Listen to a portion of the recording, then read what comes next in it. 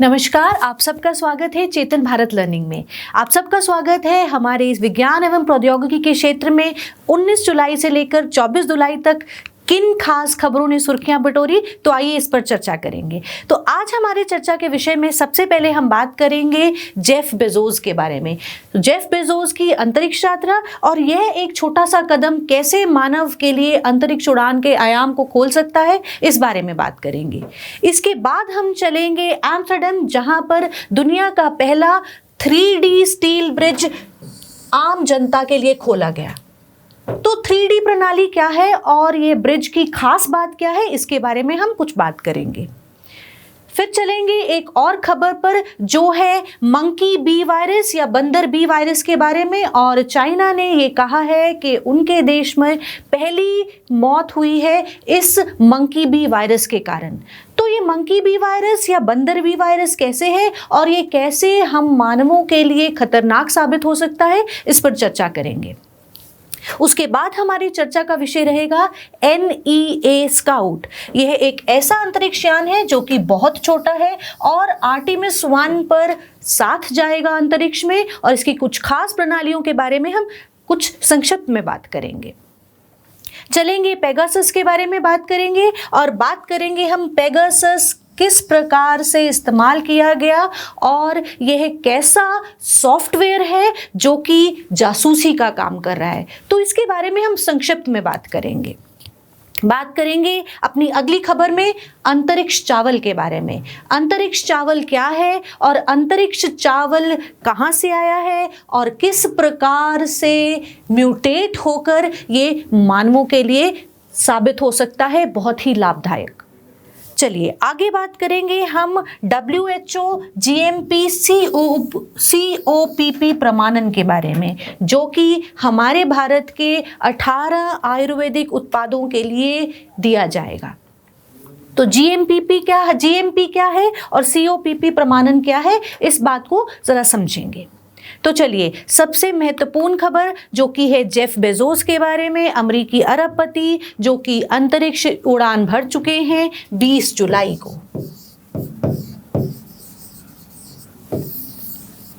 और ये खास उड़ान भरी गई टेक्सास के रेगिस्तान से और इस उड़ान की अवधि रही 10 मिनट और 10 सेकंड।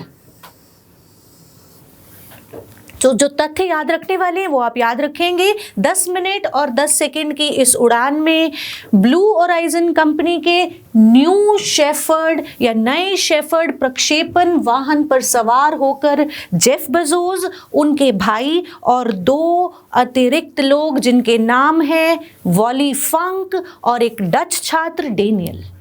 18 वर्षीय डच छात्र और 82 वर्षीय वैली फंक बन जाते हैं सबसे कम उम्र के और सबसे ज्यादा उम्र के अंतरिक्ष में जाने वाले अंतरिक्ष यात्री। ठीक, तो 4 लोगों का नाम जेफ बेजोस, उनके भाई वैली फंक और 18 वर्ष के डच छात्र। इन्होंने अंतरिक्ष यान पर बैठकर, यानी कि न्यू शेफर्ड, एलन शेफर्ड के नाम पर जिनका नाम रखा गया, जिस विमान का नाम रखा गया, न्यू शेफर्ड या नए शेफर्ड पर बैठकर प्रक्षेपण किया और ये पहुंचते हैं 66.5 मील की दूरी तक और फिर करते हैं पैराशूट के माध्यम से सॉफ्ट लैंडिंग, जिसमें एक खास प्रणाली का इस्तेमाल हुआ जो कि है रेट्रो थ्रस्ट प्रणाली या रेट्रोजोर प्रणाली। तो कुछ खास तथ्य इस खबर के बारे में आप याद रखेंगे। चलिए अपनी अगली खबर पर चलते हैं, जो है दुनिया का पहला 3D मुद्रित स्टील ब्रिज एम्स्टर्डम में आम जनता के लिए खोला जाता है। तो इसे बनाने का इसे विकसित किया है डच रोबोटिक्स कंपनी MX3D ने और इस काम के लिए उन्हें लगे 4 साल।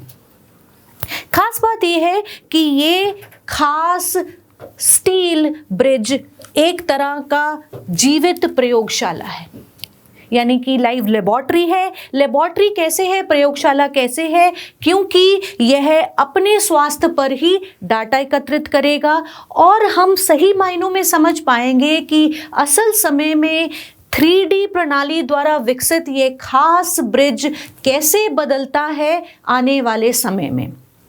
तो हमारे वातावरण के विभिन्न अगर हम तापमान की बात करें, वर्षा की बात करें, तो ये सारी चीज़ें किस प्रकार इस ब्रिज के स्वास्थ्य को बदलती हैं, ये खास समझा जाएगा। कुछ खास सेंसर जो कि इस ब्रिज में लगे हैं, और ये खास सेंसर डिज़ाइन और विकसित किए गए हैं एलन ट्यूरिंग इंस्टीट्यूट द्वारा, जो कि स्मार्ट सेंसर हैं। इसका अनावरण नीदरलैंड्स में हुआ, वहाँ की महारानी ने किया। ये आप याद रखेंगे, डच कंपनी MX3D, और यह होगा एक जीवित प्रयोगशाला। अब यहाँ पर जिस तकनीक का इस्तेमाल किया गया वो है 3D प्रिंटिंग प्रणाली। तो 3D प्रिंटिंग प्रणाली एक एडिटिव मैन्युफैक्चरिंग है, यानी कि कोई भी डिज़ाइन बनाने के लिए परत दर परत उसे बनाया गया और फिर उसे एकत्रित किया गया एक त्रिआयामी ऑब्जेक्ट में। यानी कि 3D ऑब्जेक्ट बनाने के लिए परत दर परत डिज़ाइन को बनाया गया, और यह हमारी पुरानी प्रणालियों से बहुत अलग है, जहाँ पर हम एक अंतिम डिज़ाइन एक बड़े ब्लॉक में से निकालते हैं, जिसमें बहुत ज़्यादा नुकसान अव्यय भी पैदा होता है। बट अब आप ये ध्यान रखेंगे 3D प्रिंटिंग क्या है, और 3D प्रिंटिंग में हम कैसे किसी भी डिज़ाइन को बनाने के लिए परत दर परत उसे बनाया जाता है और फिर एक त्रिआयामी ऑब्जेक्ट के रूप में उसे तैयार किया जाता है। तो पहला 3D ब्रिज जो कि एम्स्टर्डम में खोला गया, और इसके कुछ खास तथ्य आप याद रखेंगे। इसमें लगे खास सेंसर बनाए गए हैं एलन ट्यूरिंग इंस्टीट्यूट द्वारा। तो चलिए अपनी अगली खबर पर चलते हैं, जो कि एक महत्वपूर्ण खबर है मंकी बी वायरस के बारे में, जिससे चाइना में काम करने वाले एक खास पशु चिकित्सक की मौत हो गई है।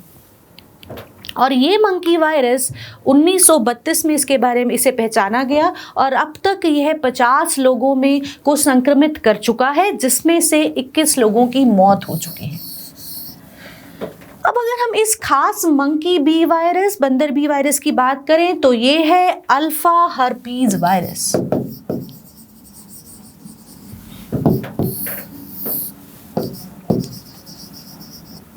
और ये खास वायरस पाया जाता है मकैका जीनस में, यानी कि नॉन प्राइमेट मकैक बंदर के अंदर यह वायरस पाया जाता है, और वहाँ से यह हम इंसानों में आ सकता है। अब अगर हम बात करें इसके प्रसार का माध्यम क्या बनेगा, तो यदि कोई व्यक्ति किसी संक्रमित बंदर के सीधे संपर्क में आता है या बंदर के शारीरिक स्राव के संपर्क में आता है, तो भी यह वायरस इंसान में संक्रमित बंदर से मनुष्य के अंदर आ सकता है। तो खास लक्षण इस खास बुखार के बारे में देख लेते हैं। अब अगर हम बात करें लक्षणों की, तो पहले अगर ये लक्षण दिखाएगा तो वो बिल्कुल ही बहुत ही आसान फ्लू जैसे लक्षण होंगे, जिसमें बुखार, ठंड लगना, थकान, सिर दर्द। परंतु जैसे जैसे समय व्यतीत होता जाएगा, यह खास वायरस असर डालेगा हमारे मस्तिष्क पर, और ये हमारे मस्तिष्क को रीढ़ की हड्डी में सूजन पैदा करेगा, जिससे विभिन्न प्रकार के विकार उत्पन्न होंगे, और जैसे कि दर्द का बढ़ना या मसल में सोजश आना, इस तरह की कुछ खास लक्षण देखे जाएंगे। साथ ही साथ जैसा मैंने कहा, सीधा संपर्क में आने से, यदि किसी व्यक्ति का सीधा संपर्क हो रहा है शारीरिक स्राव से, जो संक्रमित बंदर है उसके शारीरिक स्राव से अगर संपर्क होगा, तो कुछ खास ऐसे जख्म जो है वो शरीर पर देखने को मिलेंगे, कुछ खास तरह के छाले और कुछ जिसमें पानी भरा होगा। तो ये मंकी बी वायरस का एक खास सिम्टम है या खास पहचान है। ठीक जी, आप याद रखेंगे, पाया जाता है मकैक बंदर के अंदर, और वहाँ से मनुष्य के अंदर आ सकता है या तो सीधे संपर्क से या फिर शारीरिक स्राव के द्वारा, और ये असर डालेगा मस्तिष्क पर, रीढ़ की हड्डी पर, और इससे अनेक विकार उत्पन्न होंगे। तो चलिए अगली खबर पर चलते हैं, जो है NEA स्काउट के बारे में, जो कि नासा द्वारा बनाया गया एक छोटा सा अंतरिक्षयान। NEA की अगर हम बात करें तो near earth asteroid.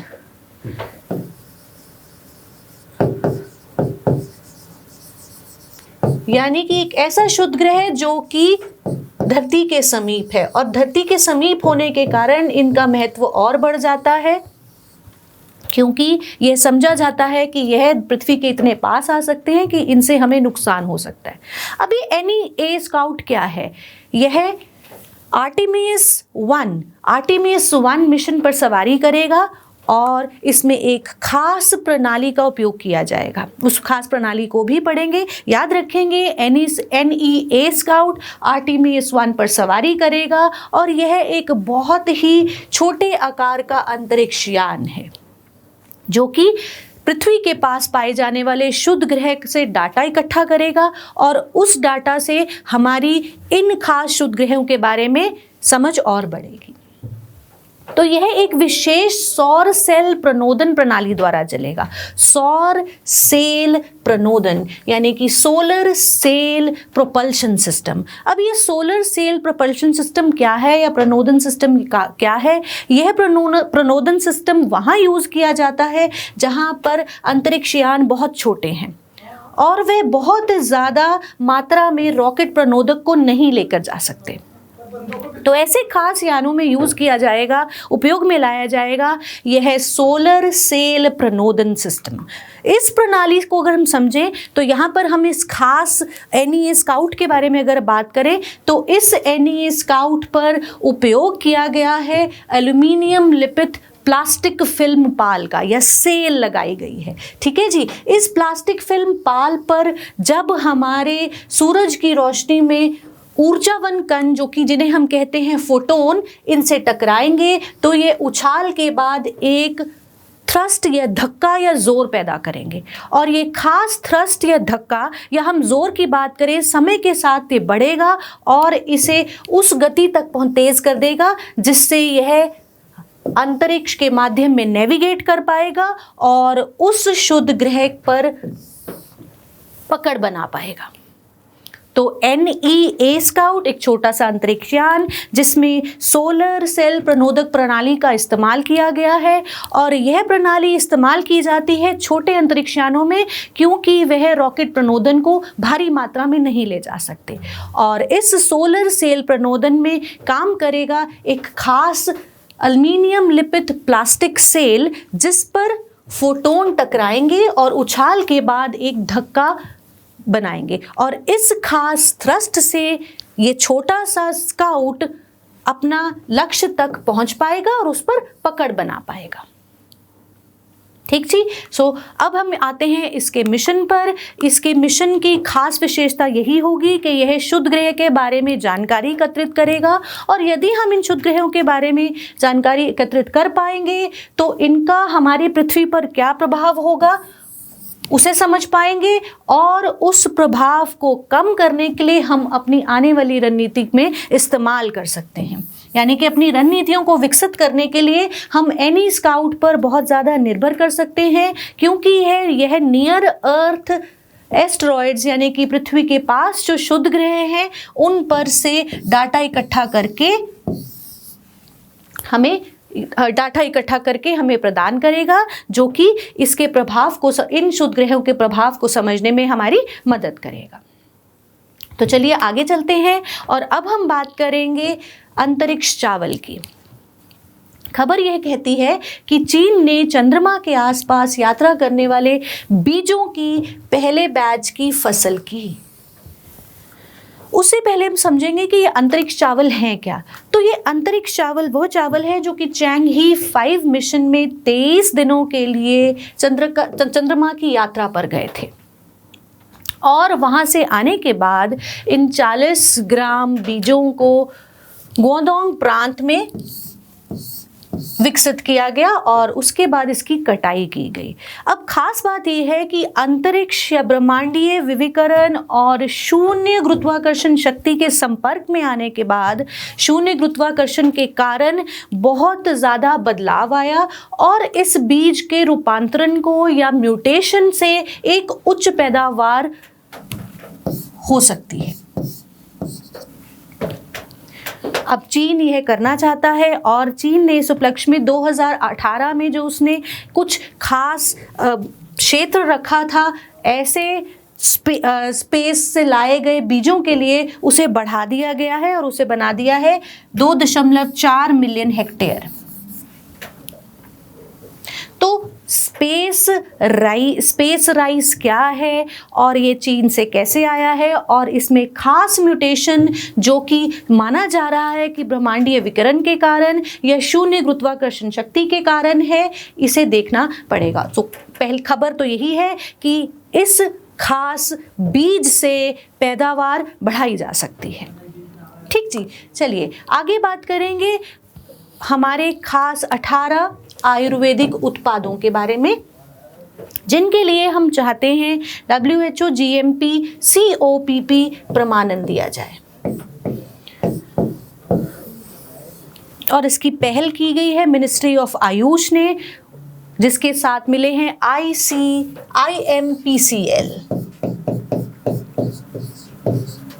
Ministry of Ayush और IMPCL, Indian medicine pharmaceutical corporation limited, जिसने यह इन 18 उत्पादों के लिए चाहता है COPP प्रमाणन,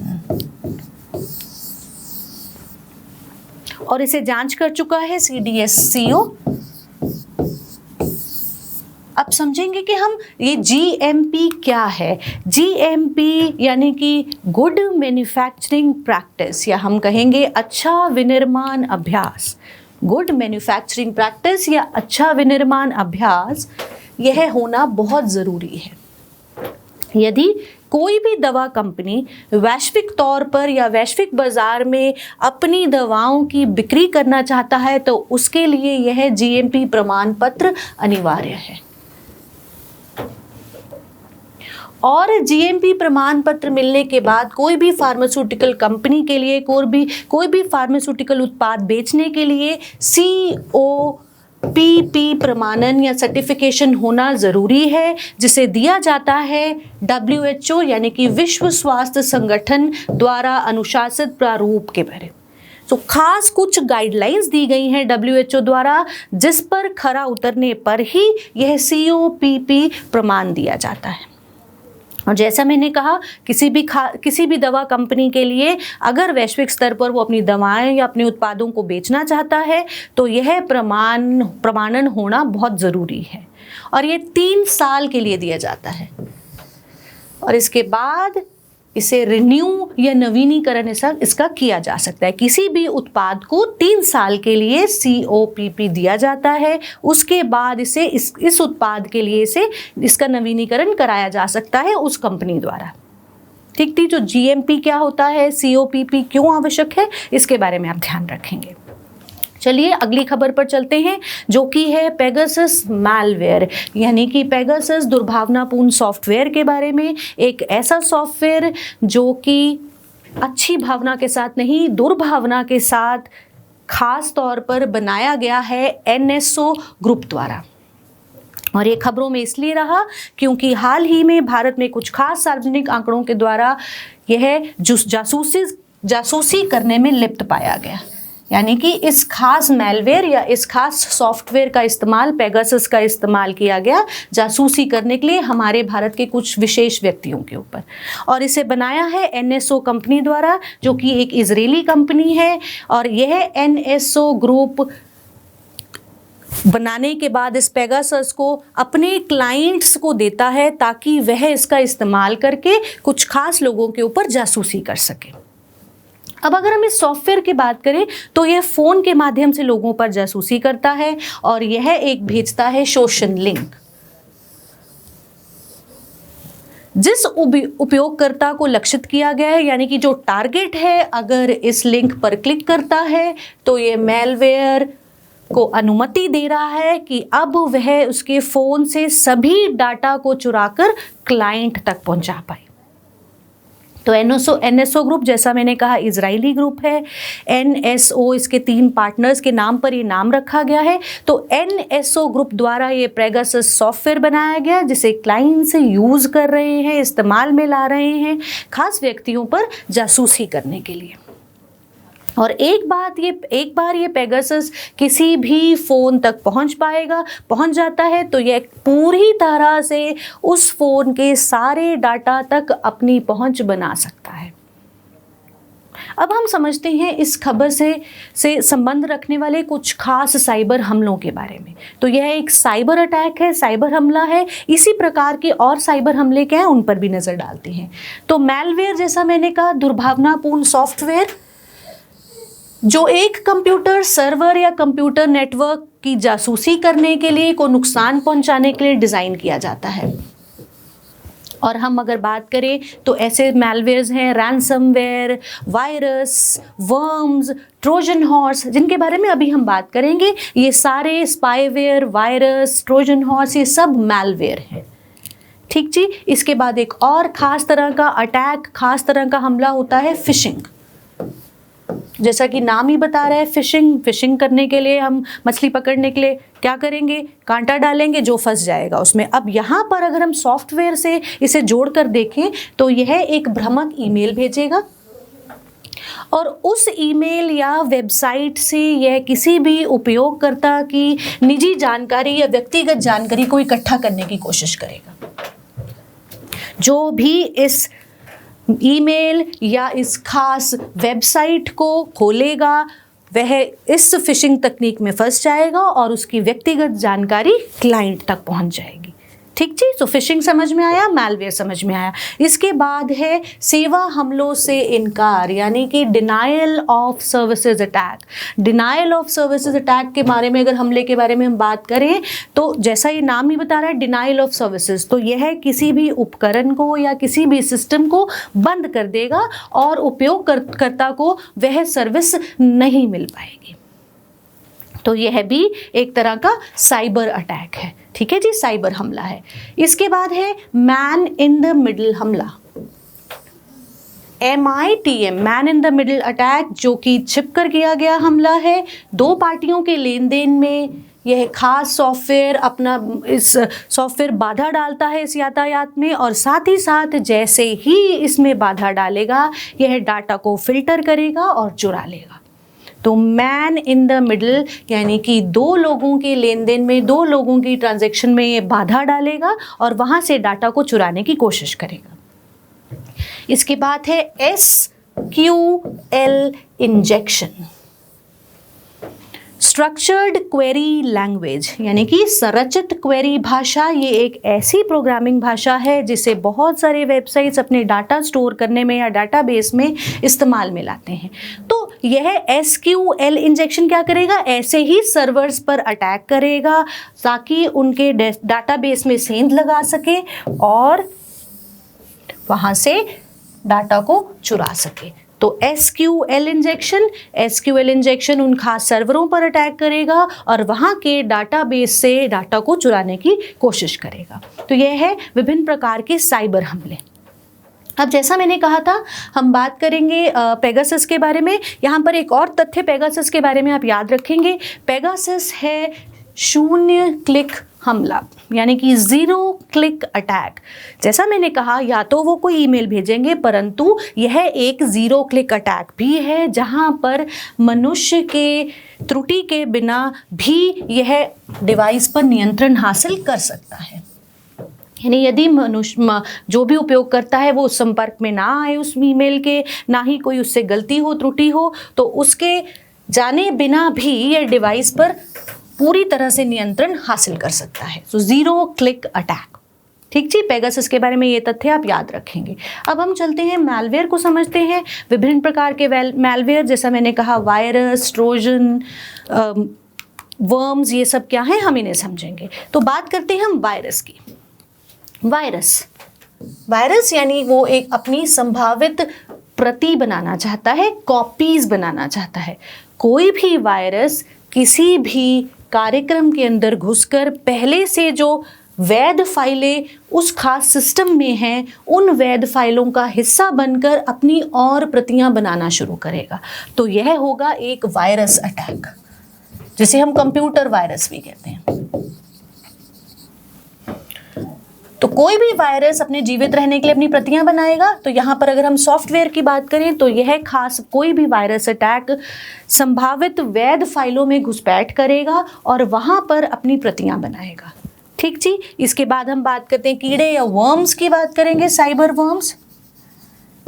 ये वायरस से बिल्कुल अलग प्रणाली से काम करेंगे। ये वैध फाइलों के बीच घुसपैठ नहीं करेंगे, बल्कि ये सिस्टम टू सिस्टम अपने आप अपनी प्रतियां बनाएंगे। यदि एक सिस्टम से दूसरे सिस्टम पर जाएंगे तो उस फाइल को लेकर तो ही ये साइबर वर्म्स अटैक कर पाएंगे। इसके बाद हम बात करेंगे ट्रोजन या ट्रोजन हॉर्स। यह सिस्टम की सुरक्षा को खराब करते हैं। याद रखेंगे, सिस्टम की सुरक्षा को खराब करेंगे और यह करने के लिए यह खास डाटा में एक बैकडोर या चोर दरवाज़ा बना देंगे। अब ये चोर दरवाजे से क्या होगा? ये एक ऐसा प्रोग्राम होगा जो बाहर से सुरक्षित नेटवर्क, बाहर से किसी भी और सॉफ्टवेयर को उस सुरक्षित नेटवर्क के अंदर दाखिल कर देगा। तो अगर इस बैकडोर से, इस चोर दरवाजे से एक सुरक्षित डाटा में बनाया जाएगा तो ट्रोजन हॉर्स उस सिस्टम की सुरक्षा को खराब कर देगा।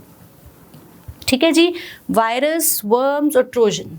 फिर हम बात करते हैं छल की या होक्स ईमेल्स की। कई बार आपने देखा होगा अपने कंप्यूटर पर काम करते हुए ऐसी मेल्स आ जाती हैं कि ये फलां फाइल आ गई है और अगर आप इसे नहीं हटाएंगे तो आपका सिस्टम क्रैश हो जाएगा या सिस्टम करप्ट हो जाएगा।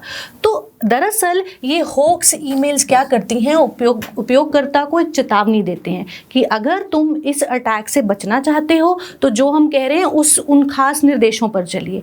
और एक बार उपयोगकर्ता इन निर्देशों पर चलना शुरू करता है, जो कि ज़्यादातर हमें कहते हैं कुछ खास डाउनलोड करने पर, दरअसल ये जो डाउनलोड किया जा रहा है यह ही सिस्टम पर हमला कर रहा है और किसी खास महत्वपूर्ण फाइल को करप्ट कर देगा। ठीक जी, तो ये है होक्स ईमेल्स। ठीक, जो कि उपयोगकर्ता को कहती हैं कि हमारे निर्देशानुसार चलिए तो वायरस अटैक नहीं होगा, और इन्हीं निर्देशों का पालन करते हुए यह खास होक्स ईमेल सिस्टम को करप्ट करेगी। चलिए अब हम बात करते हैं स्पाईवेयर। स्पाईवेयर के बारे में अभी हमने बात करी, जैसे कि पेगासस है जो कि उपयोगकर्ता की सहमति के बिना उसकी सभी गतिविधियों पर नज़र रखता है और एक बार ये डिवाइस के अंदर आ गया तो सारा डाटा पहुंच जाएगा क्लाइंट के पास और उपयोगकर्ता को इसकी भनक भी नहीं लगेगी। ठीक जी, अब ये सारे अटैक्स को रोकने के लिए हम क्या कर सकते हैं? तो भारत में क्या प्रावधान अवेलेबल है, हम उनके बारे में बात करेंगे। भारत में ही उठाए गए कदमों पर खास नज़र डालते हैं, जिनमें से सबसे पहला है साइबर सुरक्षित भारत इनिशिएटिव। यानी कि जैसा नाम बता रहा है इसको, तो साइबर अटैक से सुरक्षा देने के लिए 2018 में शुरू किया गया, जिसमें सभी सरकारी विभागों के मुख्य सूचना सुरक्षा अधिकारियों को और कर्मचारियों को पूरी तरह से क्षमता दी जाती है और उन्हें जागरूक बनाया जाता है ऐसे साइबर अटैक्स के बारे में, ताकि हमारे जितने भी ये सरकारी विभाग हैं वहाँ पर कोई भी ऐसा साइबर अटैक अगर कोशिश करे तो उसे विफल किया जा सके। इसके बाद है नेशनल साइबर सिक्योरिटी समन्वय केंद्र या कोऑर्डिनेशन सेंटर NCCC, जिसे 2007 में बनाया गया और यह पता लगाता है कि वास्तविक समय में क्या साइबर खतरे इस समय मंडरा रहे हैं और देश में आने वाला हर प्रकार का साइबर संचार या मेटा डाटा उसे ठीक प्रकार से स्कैन किया जाता है और यह करता है NCCC, राष्ट्रीय साइबर सुरक्षा समन्वय केंद्र। इसके बाद है हमारे पास I4C, जिसे हाल ही में सरकार द्वारा जिसका उद्घाटन किया गया, Indian cyber crime coordination centre. और CERT के बारे में हम सब जानते हैं। CERT है कंप्यूटर इमरजेंसी रिस्पांस टीम। यह एक नोडल एजेंसी है जो फिशिंग या हैकिंग जैसे सभी कार्यों, सभी खतरों को पर खास ध्यान बना के रखती है। इसके अलावा हमारे पास बहुत सारे ऐसे लॉज भी हैं, जैसे सूचना प्रौद्योगिकी अधिनियम 2000 एंड व्यक्तिगत डाटा संरक्षण विधेयक 2019, और इन्हीं खास विधेयकों से हम कोई भी ऐसा अटैक अगर हुआ है तो उसके लिए हम काम कर सकते हैं। अगर अंतर्राष्ट्रीय स्तर पर बात करें तो अंतर्राष्ट्रीय स्तर पर भी काम करता है इंटरनेशनल टेलीकम्युनिकेशन यूनियन या अंतर्राष्ट्रीय दूरसंचार संघ। यह संयुक्त राष्ट्र की एक खास एजेंसी है जो साइबर सुरक्षा के विकास में खास भूमिका निभाती है। फिर है हमारे पास Budapest convention on cyber crime. याद रखिए, भारत इसका हस्ताक्षरकर्ता नहीं है। यह 1 जुलाई 2004 को लागू हुआ और इसके तहत सभी राष्ट्रों के बीच में सहयोग बढ़ाना ताकि इंटरनेट और कंप्यूटर अपराध या साइबर अपराध को रोका जा सके। So Budapest convention on cyber crime, जिसका हस्ताक्षरकर्ता भारत नहीं है। तो ITU और ये कन्वेंशन आप ध्यान रखेंगे। तो आज के इस सत्र में इतनी ही बात करेंगे, फिर मिलूंगी आपसे अगले सप्ताह। तब तक के लिए धन्यवाद। हाय, अगर आपको ये लेक्चर पसंद आया तो हमारे चैनल को सब्सक्राइब कीजिए, और अगर आप UPSC 2021 के प्रीलिम्स के लिए सीरियस हैं तो हमारा क्रैश कोर्स जरूर ज्वाइन कीजिए। कोर्स की डिटेल्स आपको हमारी वेबसाइट, जिसका लिंक डिस्क्रिप्शन सेक्शन में होगा, उस पर मिल जाएंगी। नहीं तो आप हमें कॉल कर सकते हैं नीचे दिए गए नंबर पर।